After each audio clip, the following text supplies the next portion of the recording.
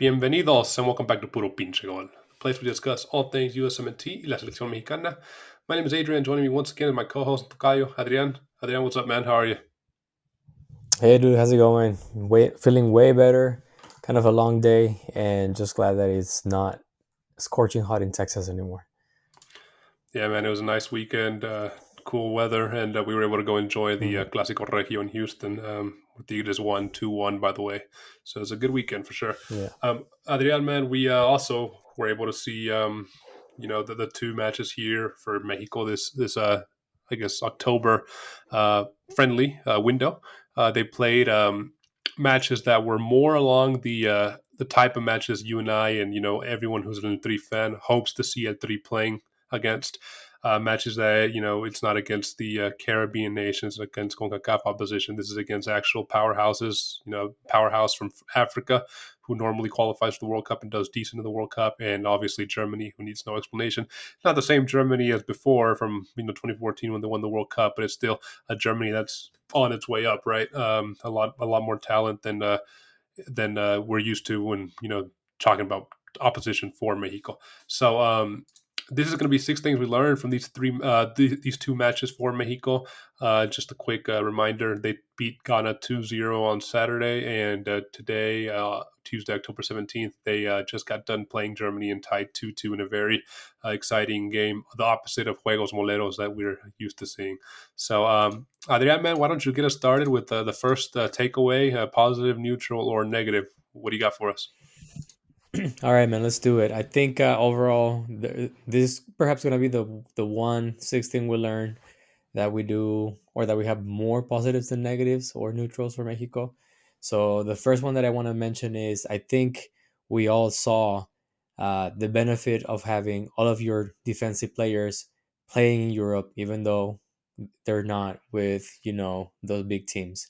On both matches against Ghana and Germany, the Mexican defense looked very solid. I think well coordinated is the correct word that we should give, or adjective that we should give to this defense. On both matches, even though, for example, against Germany, Jesus Gallardo was the starter versus Gerardo Arteaga against Ghana, I think on both cases, they all look good. I know that Germany scored twice against Mexico, but if we're being honest, man, I mean it's Germany, right? And so I think that every El Tri fan must be happy with this score, right? I think this is a win for Mexico no matter what. Germany was very dangerous, especially on the second half of the match. But Johan Vázquez, cesarmontes, Jesus Gallardo, and Jorge Sanchez were able to withstand all of that pressure. Big kudos and shout out to Jorge Sanchez, who had two very decent matches. So overall, great display from the defense, man. Yeah, and I think it bodes well for Jimmy that he is pretty much settled on his back four at this point. At least three of the back four, right? We're looking at he always tends to start when he's starting up his starting 11. And if you were to tell him choose your best four, he always goes with Jorge Sanchez, Cesar Montes, Vasquez, and the last guy is kind of a toss up, like you said, between Arteaga and Gallardo, right? But I think there's no Yeah. real big difference in quality there between Arteaga and Gallardo. So I think he's got a solid back four now that he could count upon, assuming they're healthy and or not suspended or injured. So good to see them all four, five getting game time and playing in these two matches and doing well. Good Yeah. man, yeah. So the defense, good to see everybody back there. What else you got for us? I'm gonna do another positive because I have four of them. And I think it's another obvious one. This is going to be El Chukylozano, man. He is back. He is back. El Chukylozano made a great appearance for Mexico in both matches. One goal, one assist. He was very participative. He blasted both these defenses. He looked good, strong, and I think it's safe to say that the move to PSV it's paying off significantly, right? You'll see a Chukylozano with in better spirits, better shape. He looks like he's more calm and collected. You also can see that his maturity as a player has evolved from that dynamism and I guess, spark that he had back in 2018. Of course, we all know that 2022 wasn't a good year for him, especially looking at Qatar. But I think, this beginning of the season has has paid dividends for him. And then lastly, he just reclaimed his title of the most, I guess, the most impactful player for eltri, I think. Yeah, definitely a good move for him to go over to PSV, where he's getting more game time and he's playing at the level that we're accustomed to seeing him, that we hadn't seen in a while actually, and Yeah. getting that, like you said, getting that confidence back. He was unplayable for Gross and Sol and Ta. The back the two defenders for Hmm. Germany, and obviously Gross the midfielder. He was burning through that whole left wing, and it was a Chukylozano display of old. Like you said, he had a one assist and one goal, right? Is what you said. Hmm. Yeah.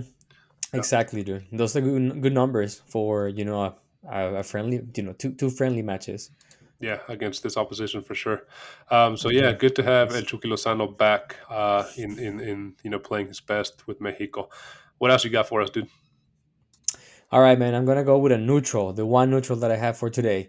It was kind of hard to remain neutral on this specific subject. I think this is more of a positive than a negative, for sure. But I also want to be, I want to make sure that I'm not doing a disservice to the PPG nation and start hyping up El Jimmylozano and el 3. One thing for sure, at least on this El Jimmy's tenure, is that he remains invicted. I guess is that the correct word? Anyways, Un- El Jimmy sigue invicto. Unbeaten. Yeah. Undefeated. Here we go. Yeah. Not invicted. My bad, man. This is. I got excited. It's not. That's not the right word. Yes, he's undefeated. Sigue invicto. And I do want to say that that I want to remain low key with this. Right. I want to. I mean, this is great. It's been a while since we've seen Mexico go undefeated against tough opposition with a brand new coach. Nonetheless, we don't really have a reason to be celebrating or claiming that el tri is once again el gigante de la concacaf. We have to be very careful on how we handle this. um, I think El Jimmy Lozano has shown great resolve and leadership on all matches, right?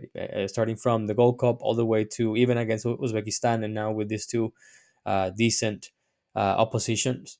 Um, let's remain level, right? Let's stay calm. Let's stay in the middle. There's no reasons to throw any fanfare or whatever. Um, he has, I think, the biggest reason why I want to remain like this, man, is because he has yet to win a big match for a major trophy, right? And people can say the final in Gold Cup, but I don't think, I at least personally don't feel that the Gold Cup is a major trophy for CONCACAF, but I don't think it will set a precedent for Mexico in any way.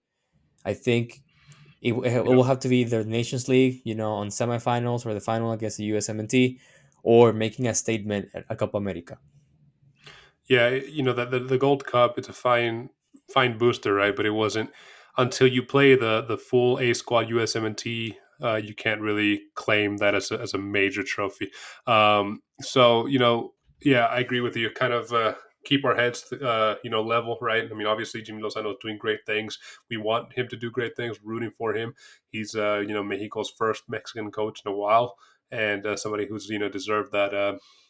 That position, right? But the point where I think we can start believing and hyping up like crazy that Mexico's back and back to being El Gigante Concacaf will come, in March of next year, when they play the semifinals and the final of the Concacaf Nations League, and obviously the Copa America that comes in the summer of 2024.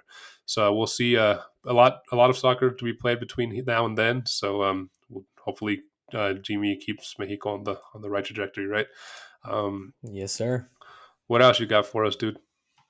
All right, man. I want to park in the middle and do the negative here. And you and I were chatting on WhatsApp before after the end of the match, And one of the things that you told me was that you found it really hard to find or to identify a negative, right? I think you even said that you don't have any negatives for this match. And while I agree with you that it was extremely tough to find something that was I guess a negative note on these two matches, um, it isn't that I want to be critical about eltri, but I want to make sure that I keep him real, man. So I think the big negative is that el bebote santigimenez continues to struggle with Mexico. He was a sub against Ghana, and he started against Germany. Against Ghana, he had maybe a couple of occasions that if he would have made the right decision, he would have scored. But he was very lackluster on that match. And against Germany, um, I don't know. I just felt that he looked like erratic. He looked somewhat uncomfortable. He had that specific play where he wins. He does a great move against I think either Sule or Rudiger. Can't remember which one of them, but he pretty much eats his back, positions himself to have a full front forward uh, bicycle kick against Ter Stegen, and he just misses really bad. If you would have seen him with a Feyenoord shirt, he would have scored that one, Right. right? So I don't know. I mean, this is definitely a tough topic, and I think this is perhaps the only negative that I see on these two matches. And what worries me, man, is that this only reinforces El Jim's decision to still choose RJ9 over him, right? I think Jimmy now is essentially saying, hey, Bebote Jimenez is not ready yet. He's definitely on the rise. He might be a good sub right now, but I need someone that is calm and collected on those situations. Yeah, I was reading an article from ESPN Deportes titled like ¿Por qué RJ9 debería de ser el número 9 de México or something titular or something, right? Why should Raúl Jiménez like deserve to be the starter for Mexico? And this is a topic that I think splits or might anger some El Tri fans just because El Bebote is such a likable and loved player for El Tri, especially after that performance against Panama in the Gold Cup final, right? Where he's been living off that hype for El Tri in a three shirt all summer, and more so added to by his early start to the season with Feyenoord, how he's one of the top five strikers in Europe at the moment, if not higher than that. So, uh, like you said, he needs to bring that Feyenoord form to El Tri against this tougher opposition. We've seen what he does in the Gold Cup against these other teams. Fantastic, right? But I mean, when it comes to playing against these other bigger teams for El Tri, he kind of disappeared today and against Ghana. Not disappeared, but he wasn't at the Santi that we're used to accustomed to seeing in Europe. So as long as he keeps playing like he's playing in Feyenoord, obviously he's going to be called up. Obviously, fans are going to be asking to start him, start him, start him. But you can't discount Raúl Jimenez either, especially him playing regular minutes in Fulham, and even Henry Martin now being back with El Tri. Probably not at the Henry Martin level we saw a couple months ago, but someone still kind of knocking on the door saying, "Hey, I'm still here. I still deserve a shot." So they want that plenty. Like I said, he's still young. Will only continue to get better and will only continue to develop. So we'll see how he moves going forward against these bigger teams. But yeah, it's going to be exciting to see him playing against in the Nations League semifinals and assuming Mexico gets there, which I think we all agree they will, and Fingers crossed, gold, man. the Copa America. So yeah, fingers crossed. What else you got for us, bro? All right, dude. We're gonna end on a positive note. I have two positives left. The penultima one will be Untuna and Eric Sanchez showed up to the challenge. We criticize Uriel Antuna significantly in this channel. I am not a fan of Uriel Antuna. I still think he's overrated, but I would like to say that he had an outstanding October friendlies. Sorry, with El Tri. My guy, he had an impact, a direct impact on both matches with scoring on both, and I think giving one assist against Germany. He uh, he was very good at doing that, at doing that diagonal and then eating up the back of all of the defenders. I think against Ghana, his goal was sort of similar. And then against Germany, I mean, he was there when he needed to be, right? And he was also a very difficult player for both defenses to mark up and to make sure that they were keeping up with his pace. So yes, he continued to make a few mistakes on the last third of the pitch, making some wrong decisions, but on the ones that he was able to have an impact, he made the right choice. So good for Oriol Antuna, I guess. Um, and as far as Chiquito Sanchez, man, I think I'm a fan of this player. I really hope that he gets to go to Europe sometime soon. If not, go to a bigger team in Mexico. um, but Mexico looks way different when Chiquito Sanchez is on the pitch. Yep. When he jumped as a sub against Ghana, he uh, he made an impact right away. You noticed that Mexico was way more dangerous on the front, and he did a great recovery job against Germany. When sorry against Germany, he was a great sub. He helped Mexico to look fierce on both matches.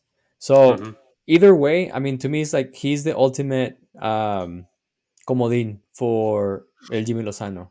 He's able to play on anywhere on the midfield, and if he starts, he will have a good display. If he comes in as a sub, he will be a guaranteed impact on, at least hopefully on the score, but at least directly on the pitch. Hey, and what a goal from him, dude. Well Yes, taken. The smallest guy in the field gets a header against exactly. Germany. Yeah, I mean, dropped, down low, got his header on it, and put it past the German goalkeeper. What a performance from him. And yeah, definitely deserved call up, I think. And he currently plays for Pachuca. I don't know how much longer he'll be there at a team like that. Hmm. Definitely, he'll be scooped up by one of the bigger teams or going to Europe soon. He still is obviously only 24 years old. So, yeah, Chiquito Sanchez, great performance, and yeah, Antuna shutting down the haters, and kind of a big Yeah. fu to PPG. So, Hey, I'll take all those of you, man. As long as you keep on playing like this with el three. yeah, no kidding. What's the last item you got for us here, man? The last one, dude. I mean, I know that a lot of people are gonna say that Chukylozano was the best player of this October friendlies. Maybe some people will Antuna. Maybe Edson Alvarez. But I personally think that low key, the best player for these two matches was Johan Vasquez.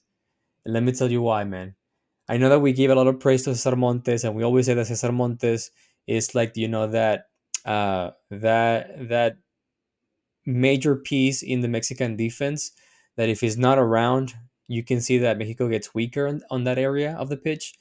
But Johan Vasquez is looking great. He's looking super awesome. I think on both matches he was very quick on his reactions.